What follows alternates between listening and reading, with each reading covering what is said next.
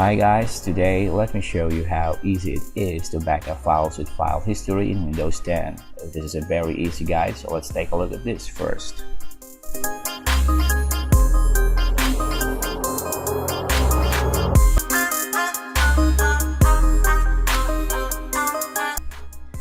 Hey everyone, now I'm back again with another amazing video tutorial. So if you don't want to miss any of our new videos, make sure to like, share, subscribe, and click that bell icon for you to always be updated with my latest video tutorials.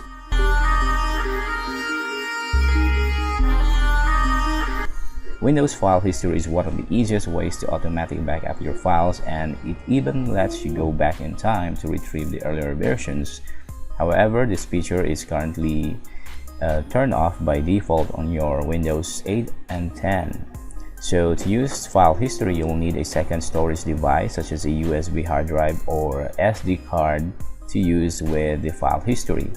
Or you could use a network location such as shared folder on another PC on your network for the backup location. So enough with the chit chat and let's get into it.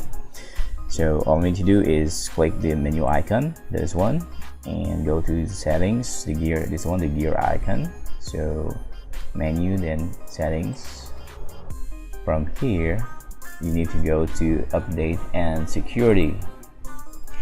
So on the left pane, you will see the backup. So click the backup and then backup using file history. So you can see, back up your files to another drive and restore them if the original are lost, damaged, or deleted.